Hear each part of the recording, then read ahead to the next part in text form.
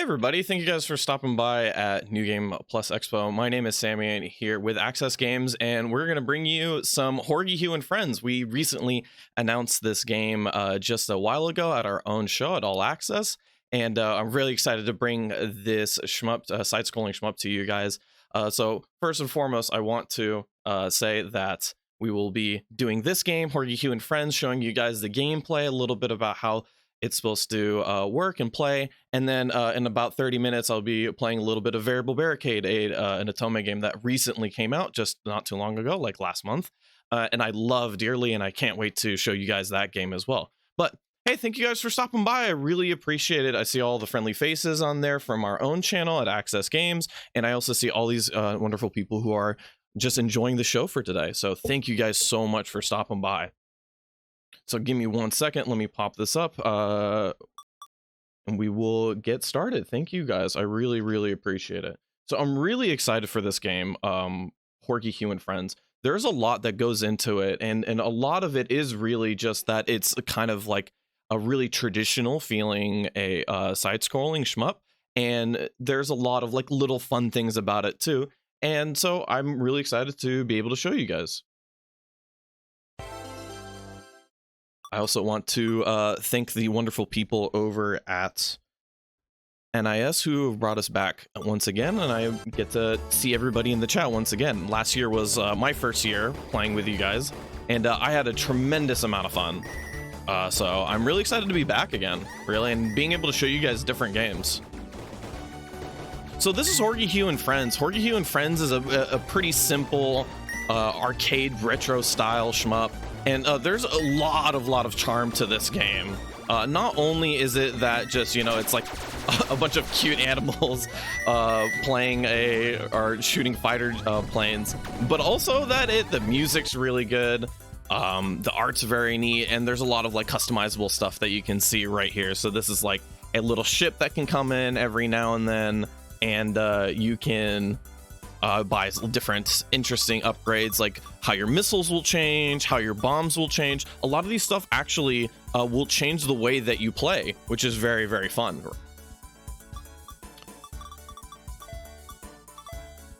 So I'm gonna buy these ones right here, and you can see that the bombs now, instead of like drooping downwards, they just go straight forward. I kind of prefer that a little bit more with how I play.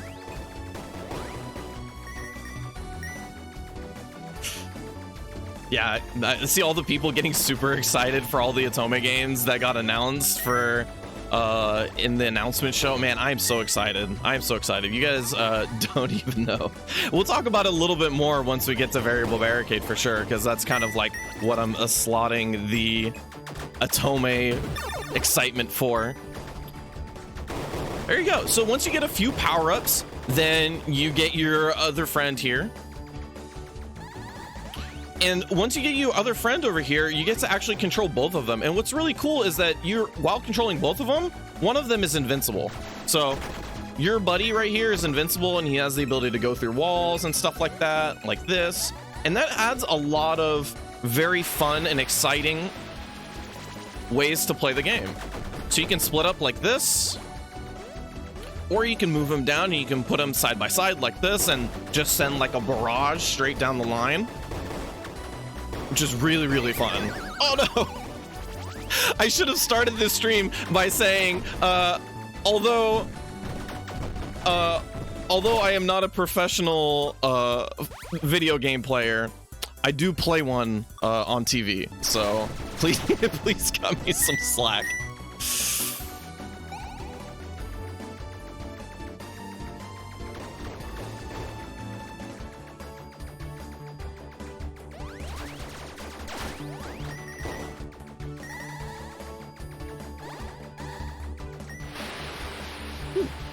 So, as you can see, there's also different ways you can position your buddy over here on the side, so you can spin him around. And this boss actually shows that really well, because the boss only gets hit right here in the face, right? And so when he does different moves, I can actually send him over to get hit, like, or to be in the beams, you know, line. And I don't have to worry about getting hit myself. like this. And then I can readjust myself. And we can keep doing like that. So there's definitely a lot of different ways you can like approach how you want to play it just by moving this little guy around.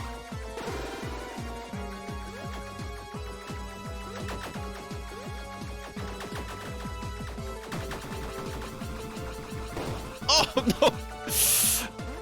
Like I said, not a professional gamer. On top of which, not a good shmup player. On top, but what's really fun is that this game doesn't actually. I'm not a shmup player by trade, but I never feel like I'm too overwhelmed by this game, which is really nice.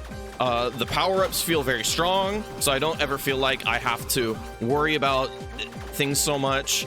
Having the ability to have one part of your character be invincible and still do damage allows me to feel really comfortable and be able to like space myself out and focus on dodging things rather than, you know, trying to always hit every single one of my bullets, right? I'm sure people who are better than me will... Whoop, there it is. I'm sure people who are better than me will have the ability to like maximize this sort of thing. But me personally, I'm not very good at this. So,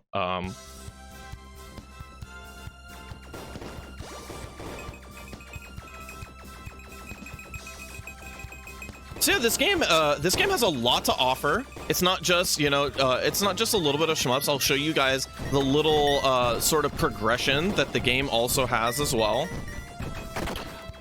It comes with a lot of stages, 6 great stages. It comes with a lot of boss battles, a couple of difficulties as well. So if you're a veteran, you don't have to play it as easy as me. As you can see, I'm actually playing it with like the most possible lives you can start the game with, because like I said, I'm not very good, and that's how much I need to get like a decent amount of gameplay. But oh, we already messed up here. I should make the game a little bit bigger, shouldn't I? There you go. Sorry about that, folks.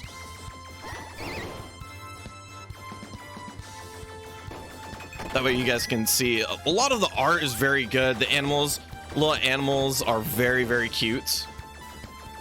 A lot of the artwork is done by the same person who did the artwork for Mega Man 2X and Shantae, which is very, very cool. As you can see, that's like kind of why you can see so much of the charm within the game.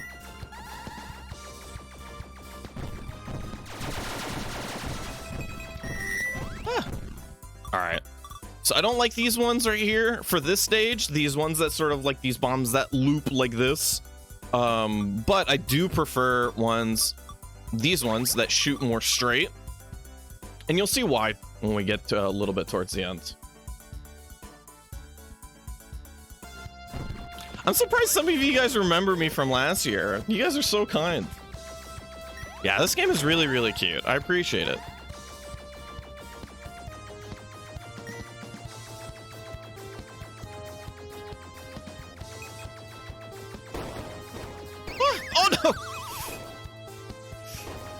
So yeah, this stage brings a very, very interesting mechanic, which is that there's these little like acorns or little things that fall out from the tree, and you're not supposed to shoot them.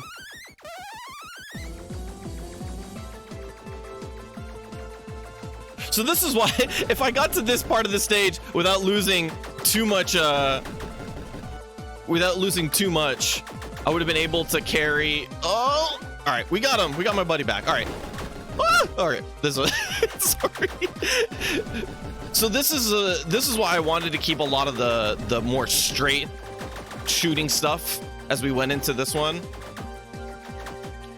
And so you can really focus on sort of that kind of strategy as you're going along. You don't even, but if you don't want to, like let's say you're okay with the defaults and you're a better player than I am, let's say. What you can do is you can actually focus more on getting lives and extending your gameplay that way. And I'll show you guys next time we get into there.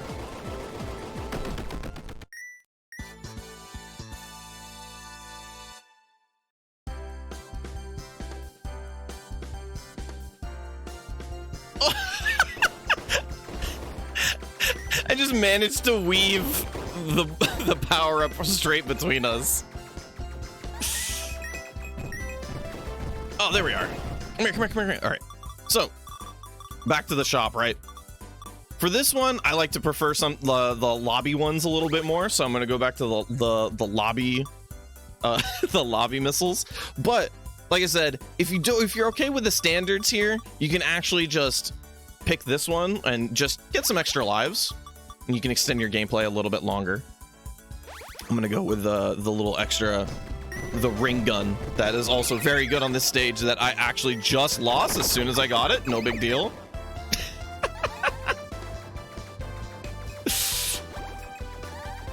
Like I said, not a professional gamer, but I do play one.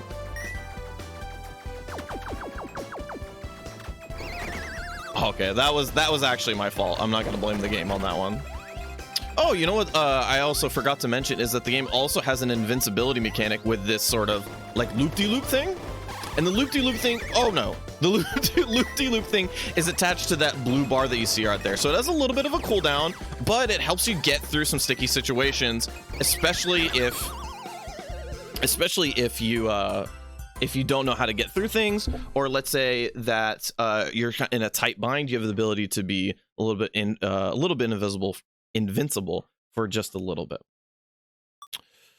So that was my first run. Unfortunately, it did not go as well as I wanted to. But what's really cool is that there is a progression system to the game. So a part of the story is that, unfortunately, because of war, Horgigh's hometown has been destroyed, but they say, you know, everything is still alive, right? Or everybody is still alive. We can rebuild and we can make this place better than it used to be. And that's this thing, Etterday. So as we go into this, you can see that there's like this little town that is supposed to be built, and the gems that you're collecting along while you're playing right here are the gems that you can use to rebuild the town. So every time you click on this little one right here, you get a little bit more houses. So it's nice. We have this nice house over here, right? As we continue along, we can build more and more houses. And as we get along, we'll eventually actually get a shop or two down here that will give us very cool upgrades. So if the game is maybe, let's say, like for me, a little bit too difficult, you can get some really powerful upgrades that will allow you to play the game, allow you to play and extend your gameplay a little bit farther, because you'll just be a stronger character. But for all of those that want to play the game in sort of more of a pure style, those things you can turn off and on actually, which is really nice.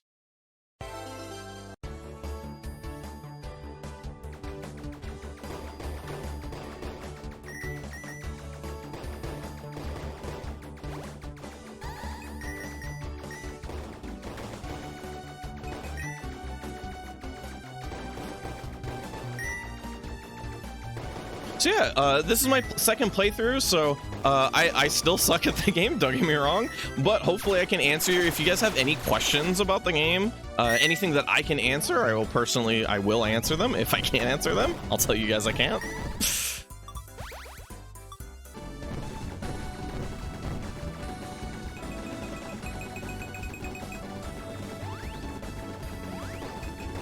Is this only on the Switch? Yes, this is only on the Switch. It's a very easy game to play on the Switch as well, which is very nice. Oh, I totally missed the power-up.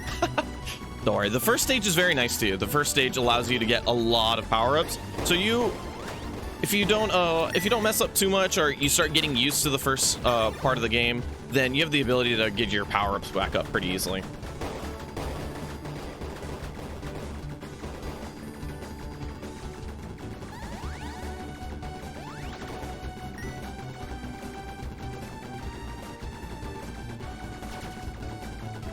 Is the game multiplayer? No, I know it does say Horgihugh and Friends, but you are just controlling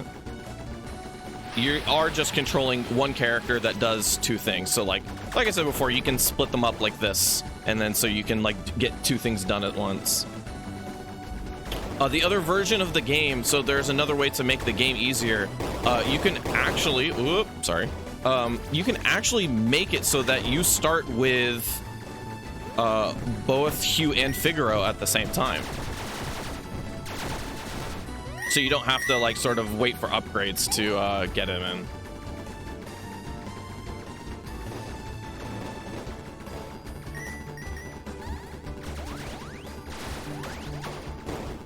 I got so lucky that that the flames actually helped me out there.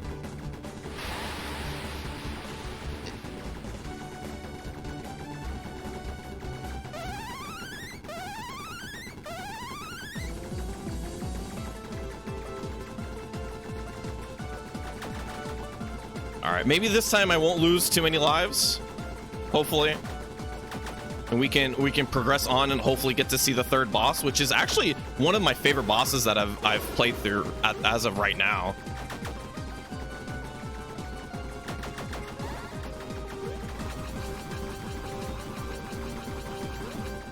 Whoop. I kind of messed up how I was spinning around the character. Oh no! There we go. Good efficient use of the flip. Yeah, so you make a lot of use out of that. It also collects the gems. I know we were just talking about the gems in the progression system with the game. So it also helps home the gems back onto you. So if there's like, you kill a bunch of mobs and there's a lot of gems lying around, the gems are sort of the currency on how you buy and change upgrades.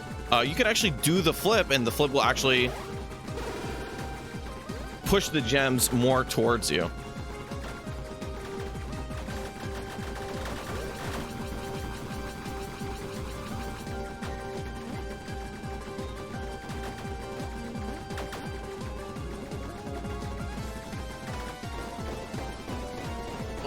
All right, we're good.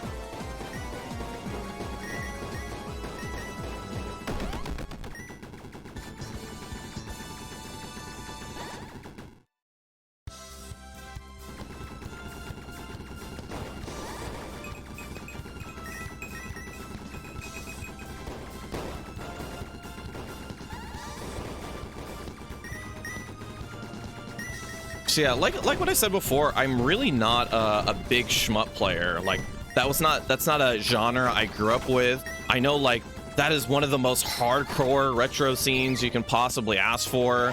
That has a lot of fans that are just absolutely diehard. They really prefer their games in one way or another. But for me specifically, this game really just hits that sort of like retro feel that's still really clean. It's very easy to see everything still. Nothing's too cluttered.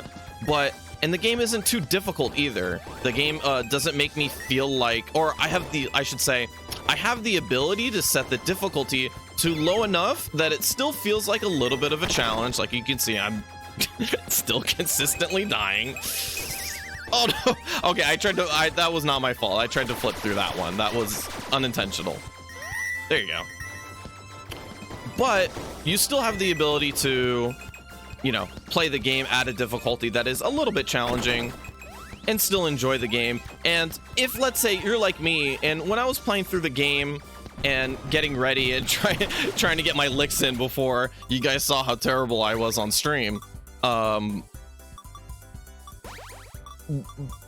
basically only got about to like the third and fourth stage on my own like this.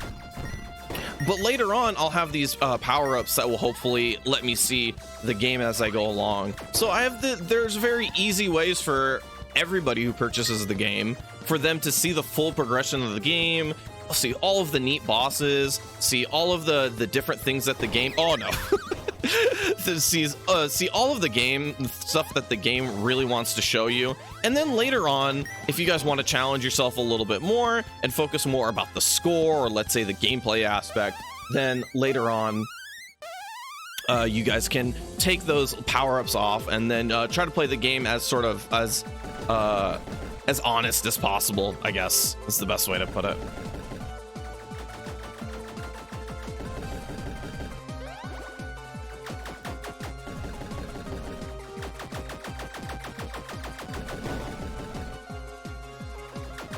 I'm sure you guys would do. I'm sure you guys are just making me feel good. I appreciate it. Don't get me wrong. But I'm sure you guys will do as good, if not better than me.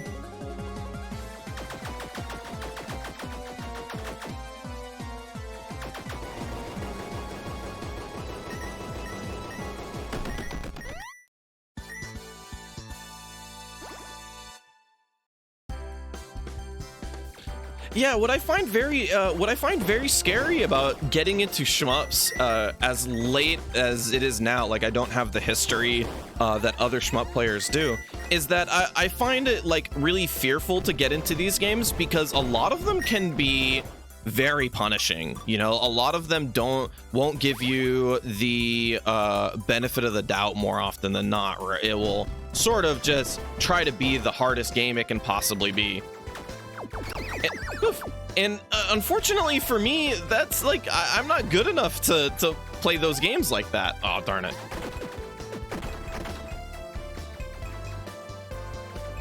So I really have to commend the shmups that Aksys has been able to work with, because a lot of them do give you the ability to make the game a little bit easier for yourself and get to see more of the game. Because honestly, like, look at the artwork, the music's great. Sorry. The music's really fun to listen to. The pixel art's great, as we were talking earlier. So it's really just like a very fun game to play through, even if you are getting challenged by the genre's aspects, or the genre's, you know, the things that people normally come to the genre for. Let's get one more life, try to extend this gameplay for as long as I possibly can.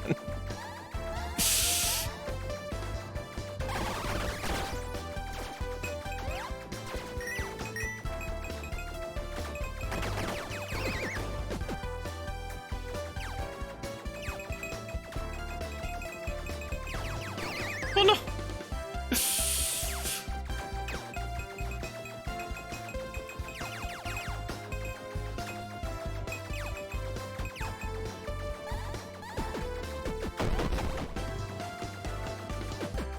There we go. So, oh, all right, cool. We got to the last boss. This is basically what I wanted to get to. I really like this boss. There's a lot of really fun mechanics.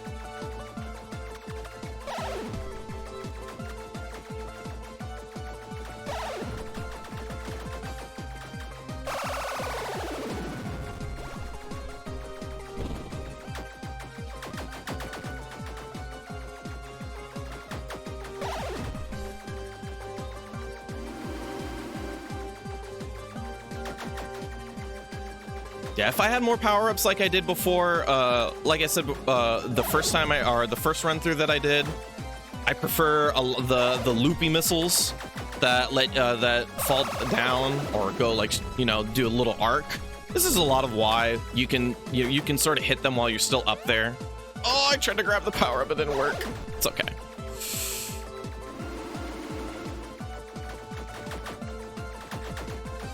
But, you know, what's fun is that the game doesn't require you to have those sorts of power-ups, right? If you're just better, you can last longer versus the bosses. You don't have to worry about getting hit too much. Oh no, oh no, oh no, no. Okay, we're good.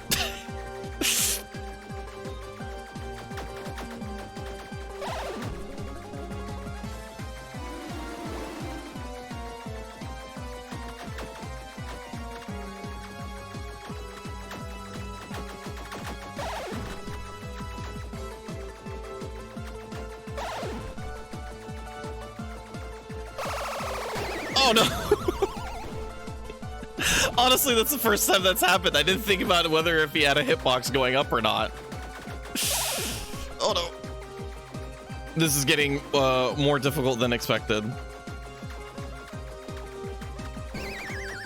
Oh, I died right when the power-up happened. Oh no. Oh no, no, no, no, no, no. Okay, okay, okay. I got overzealous. That one was my fault. That one was my fault.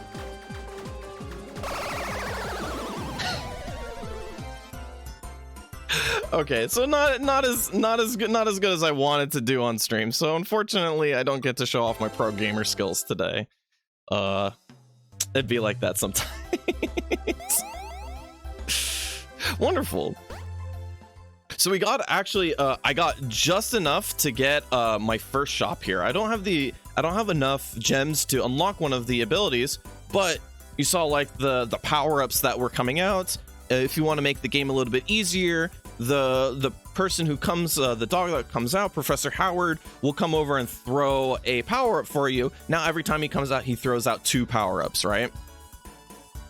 So a lot of stuff like this will help you progress the game through the game faster, right? It will be a little less difficult for you, and that way the game doesn't feel like it's dragging on, or it doesn't feel like it's too difficult for you to get through these parts of the game without having to see the full game, because you want to pay. When you pay for the full game, you want to be able to experience the full game, and I think that's a pretty a big deal, at least. So speaking of which, what's really wonderful about this game is that with all of this, it is actually only $29.99. So if you guys are really looking forward to a shmup that is cute, has a lot of really fun music, go and give this a look. We have this game up for pre-order right now at the Aksys store. I would really encourage you guys to buy this one, because as I've been playing it, it's been a lot of fun. So give me 2 seconds, because to be honest, this is the best way that I've come up with doing this, and it is not the best way, but it is the way that I came up with it. So give me like a fraction of a second.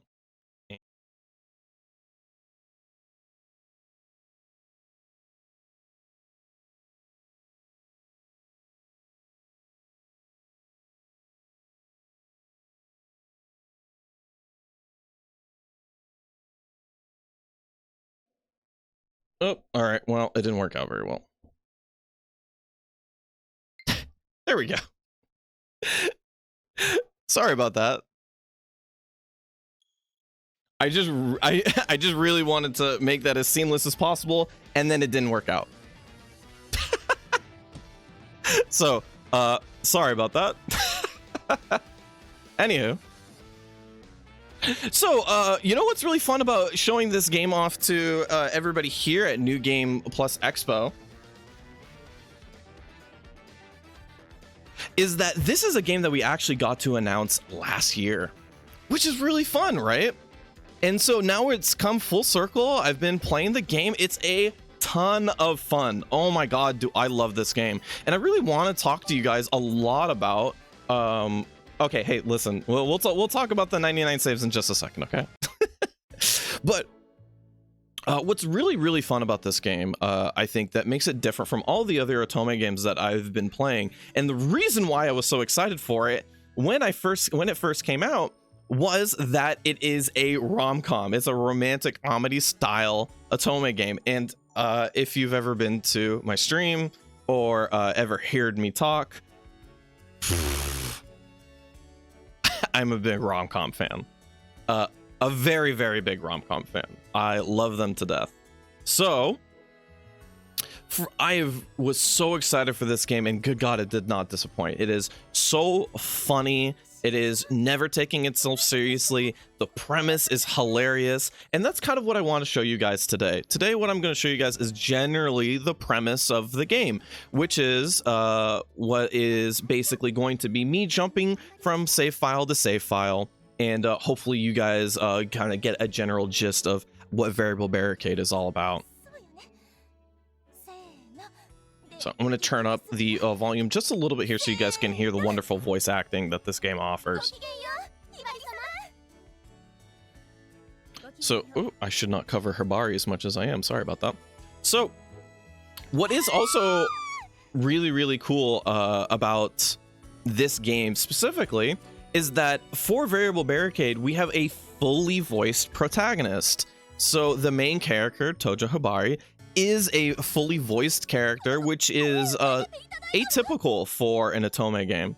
And what I think is very good for this game specifically is that Hibari is kind of unwilling a little bit. And so the voice acting really pushes Hibari's attitude and demeanor, because she's a very complex character. And it takes a lot of that sort of voice acting prowess to really show what this character is all about. I think it was really important for this character specifically to be voiced.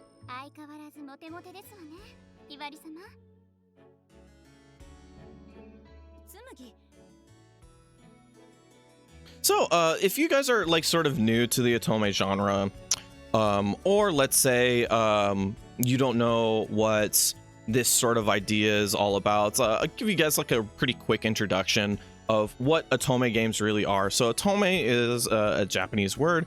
It is what we use to describe the genre, and it means maiden or like young lady. It's a game that's a sort of visual novel style, but a little bit more interactive. It lets you choose the way that you interact with the other characters in the game by having different selections and choices and stuff like that.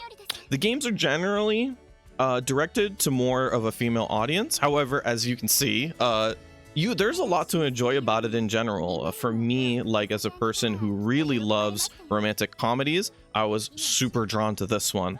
A previous one, or a game that I really liked as I was playing otome games last year, was a game called Olympia Soiree, which is also one of the games that we announced quite a while ago.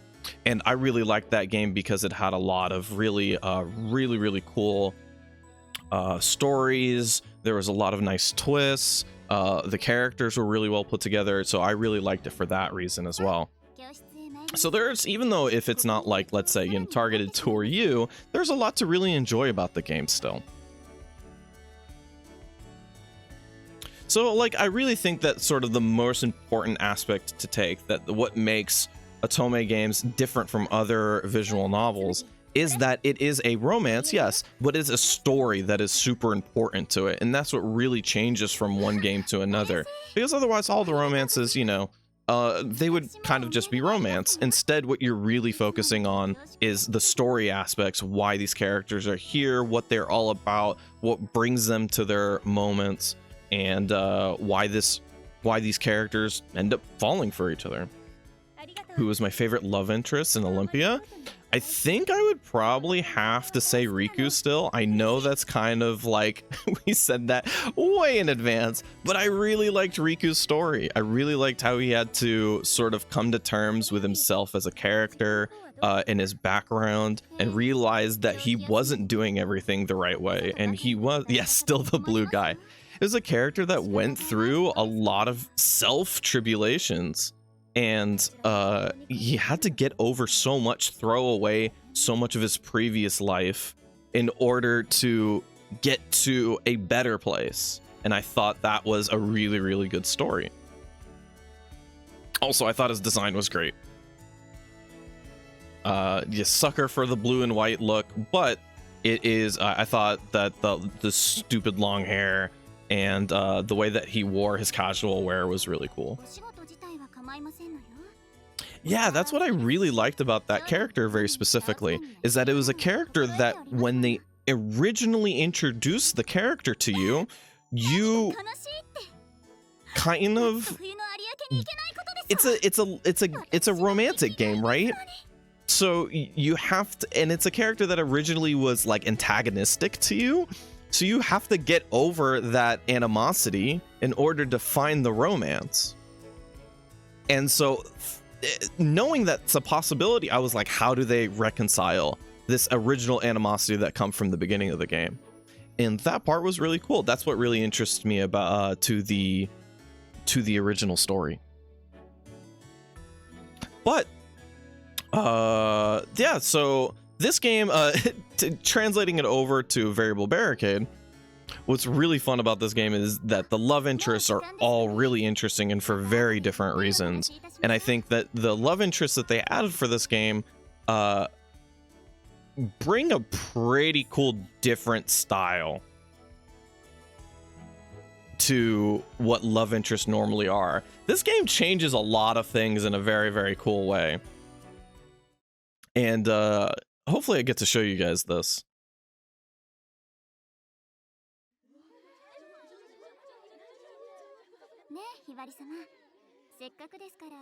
So I really, so we did release Variable Barricade last February.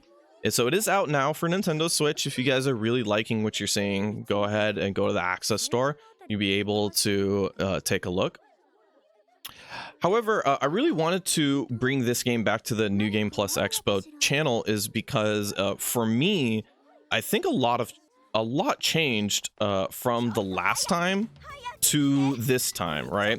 So last time I had a less experience with the otome genre, and I felt like I didn't have as much sort of understanding of what brought people to the genre or why you really liked it.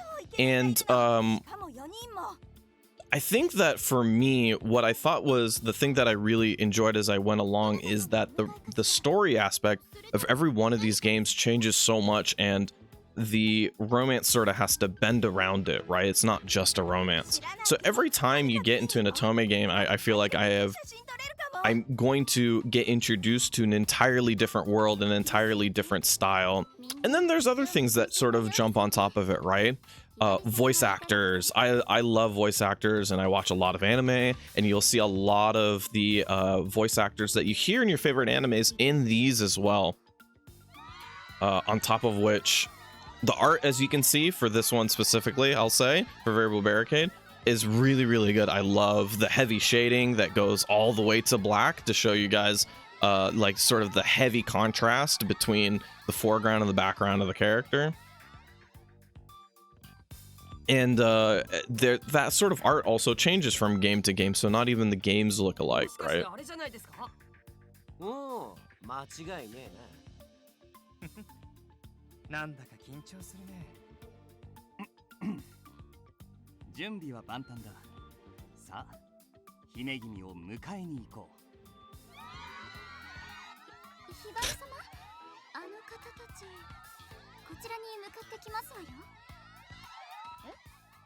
You also love Hibari's best friend? Yes, Smugi's a great character.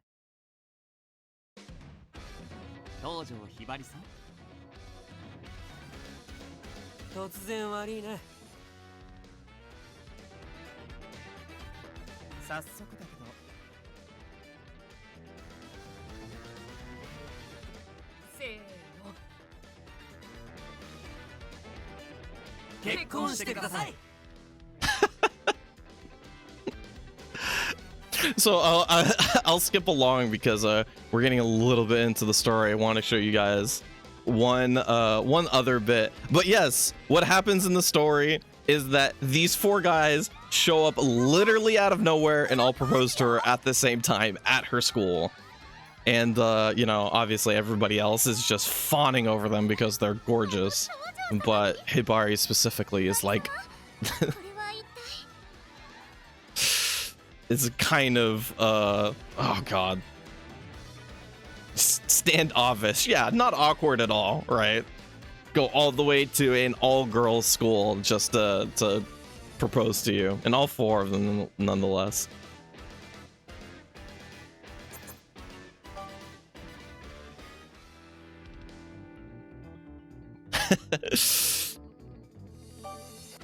So I'm just gonna push on to the next one. That's why I have all of these save states.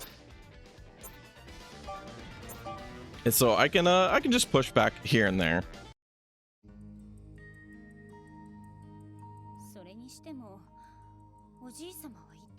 So one of the things that I really like is that, like I said before, it's a romantic comedy, so it's more towards it being funny. How do I remember which one's which? I literally looked at them last night and then I wrote them down so I remember which one's which.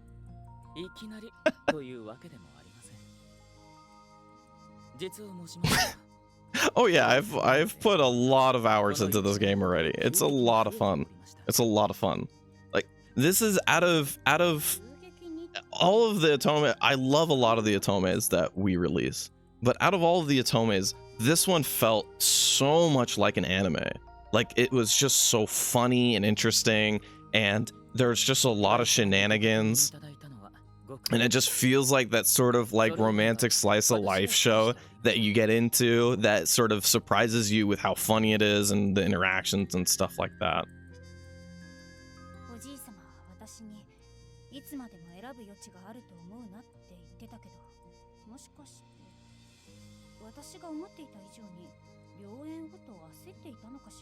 Yeah, but what's fun is that instead of an anime, it's playable. So it's like, you know, it's an anime that you get to sort of choose which direction it goes. And there's a lot of choices, and there's a lot of content for you to go through on top of which.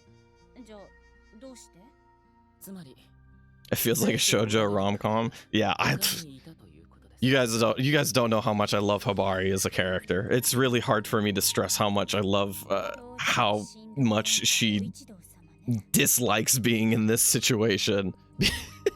Which is so, like, can you just, like, think of the last time it's like, hey, I'm gonna pitch you guys this romantic show or this romantic game, right, that focuses really on the romance aspect, and then the main character doesn't want to be romanced. It's just, it creates for a lot of funny situations.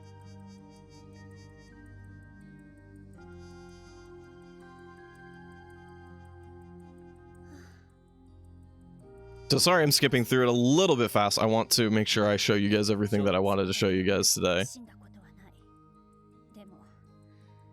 But I know, actually, thank you, chat. I had recently shut down a second ago. I shut down some people talking about Jacques Jean. I wanted to say that I am so excited for that game. When it first was brought to me, oh man, just the artwork is gorgeous. Gorgeous artwork. I really couldn't believe it, like, in front, like, when looking at the game itself, I was like, this is one of the prettiest just art in general that I've seen. And that on top of it being about theater, I had recently watched shows that have done like a similar idea to that I was really excited for. Having a lot of the voice actors that I know not to be singers are gonna have to sing, and gotten from trusted sources that all of these singers are, or all of these voice actors are also incredible singers, which makes me very mad, because I'm not good at anything, and then these incredible voice actors who I've been fans of for a really long time just go out and then sing and are good at singing on top of which, yeah, like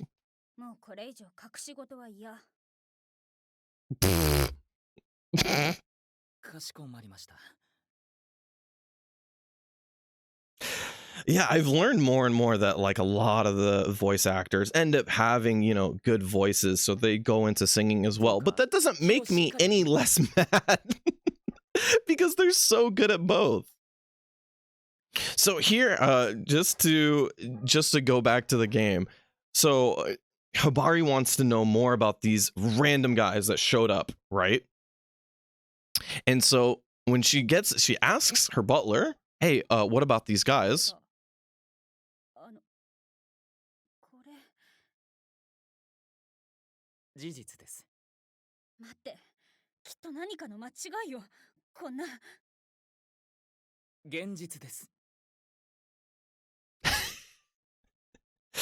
She is looking through their background papers with utter disbelief, because every one of these characters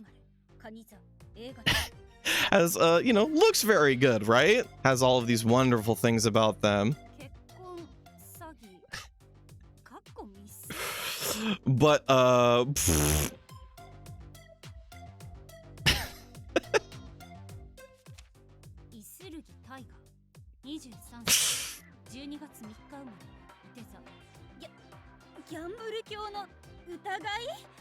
so one's had marriage fraud. This character, Taiga, is a gambling addict. Shion, oh god, Shion taught me a lot. Is a kept person, which means basically people pay him for his presence, let's say.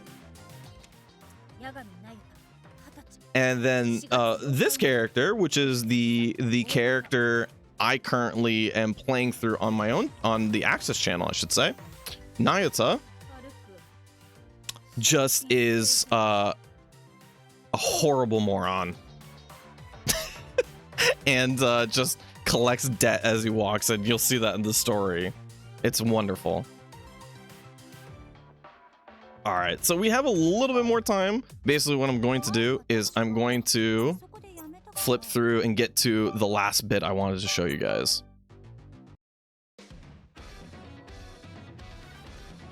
So as you can see right here, even the way that you progress through the story is different from a lot of other Otome games. So you can see we have this like really cool sort of game board that you have to put on because there's a lot of that sort of like chess theme to the game, as you can see with the checkerboards and stuff like that. And these people sort of vying in strategy on how to get Hibari's love, and Hibari's sort of defending herself from these suitors.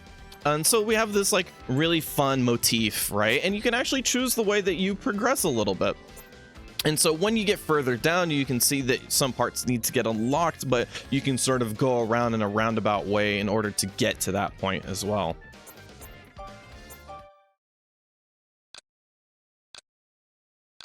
So to give you guys like a little bit of a heads up on what's happening, basically what happens is that after Hibari shows up to this house with all of these other guys, and it's just them, it's just Hibari, the 4 guys, and her butler. Basically, she's just standoffish the entire time because these 4 random men are living with her now forcibly, and she's not a really big fan of it, as one might imagine, who doesn't want to be forcibly married to one person.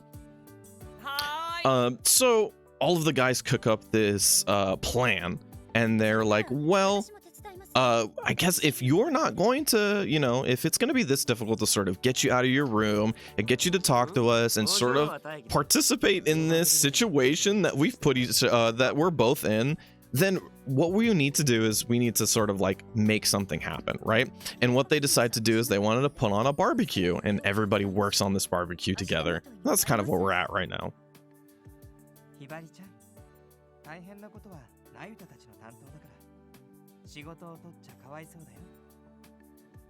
Yeah, sorry if I wasn't very specific on what a kept man was. Like I said, I also, or I wasn't clear enough, I should say. I had to learn what a kept man was as well. So I'm glad that that wasn't just me. It's a very interesting term.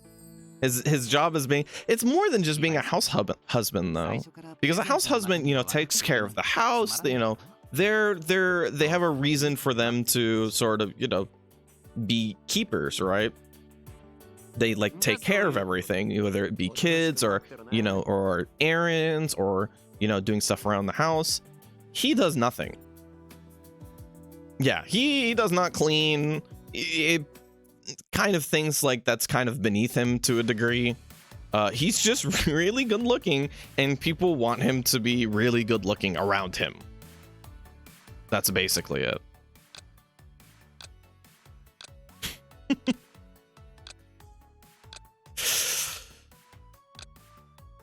So Hibari gets bored, and she's just gonna go check on these guys. What's really great about now that we've gotten through sort of the part where we saw like what these characters are really all about, one of the biggest things I really liked about this game when playing through it is that, generally speaking, for romance stuff like shows or books or whatever, you don't tend to give the character a fault out of the gate. You know what I mean? Like, you don't tend to show the character's flaws so early. Like later on, you discover it as you go along, and it becomes a part of the plot, right? This one is like, and excuse me for being a little bit frank, but everyone kind of sucks to a degree. And that's really funny to me. Like, everybody like has this one flaw about themselves that is a kind of a big deal to go through. And you have to go through the flaws first in order to get to sort of the sweet part of the characters, because all of the characters are sweet and they want to be in a relationship with Hibari, but they kind of have some sort of, they have one issue or another you have to get through. And it's kind of flips the script a little bit, and that's kind of like what I really liked about this game and how different it is from all of the other Otome games. There isn't a lot of this sort of style of romantic comedy of approaching it from the back front. Usually a lot of the times what happens with romantic comedies is that the parts that where the characters, like the protagonists and the love interests, or the couple that are going out, or the people that want to go out with each other, put themselves in funny situations, and they maybe get out of them in the wrong way, or they make a problem worse or something like that. But instead, in this game, what happens is actually you're just immediately bombarded with the idea that all of these characters just have this problem with them that you can't get over.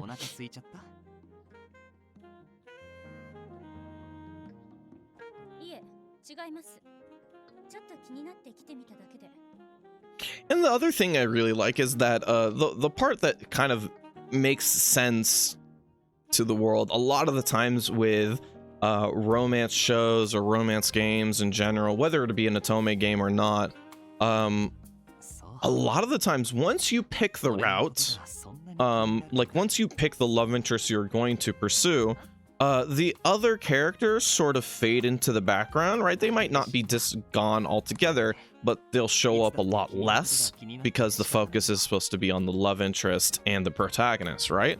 In this game, that's not really the case because of the setting of the game. The four guys are living with Habari, all in the same house with no one else there, and what that means is that the guys are gonna have to be around, and they do a very typical guy thing of, despite them sort of technically being adversaries fighting for Habari's love, they still kind of get along with each other to a degree, and they hang out with each other, and they have opinions about one another that are not all bad. And you know, even at some points, like I bring up this example, this character right here, Ichiya, tries really hard and is sort of like the standard pretty boy. He says the right things, he looks the right way, he cooks all of this really fancy, gorgeous food. Like, what girl wouldn't fall in love with him, right? And it's worked for him every single time, except for when he got to Habari. And so when he gets to Habari, he kind of flustered a little bit. He doesn't know how to get this girl who previously all of his moves have worked before. Now none of his moves are working at all. And another character was supposed to, and if you talk to another character in the game and you talk to them about Ichiya, they'll tell you straight up, like, he's trying very hard, and he'll tell Habari, hey, maybe you should give this guy a chance. He's trying harder than me.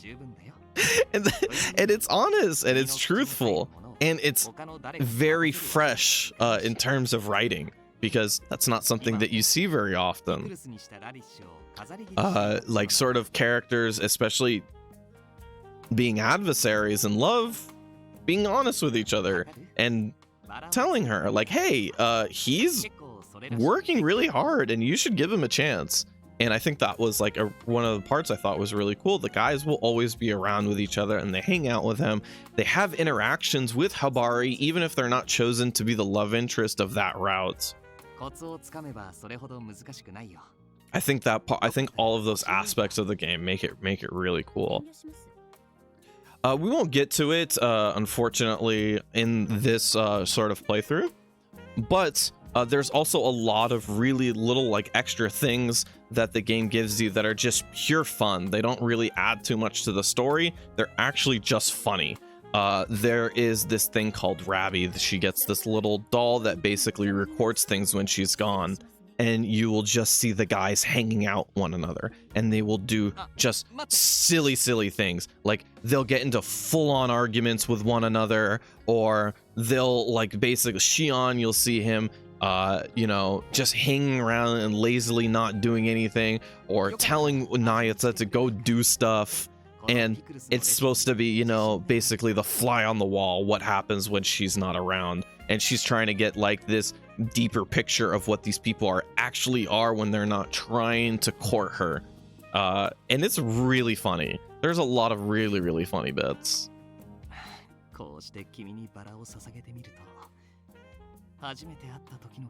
And you can play through those. You don't have to see any of them because they're quite long. If you just want to focus on the story, you can focus on the story.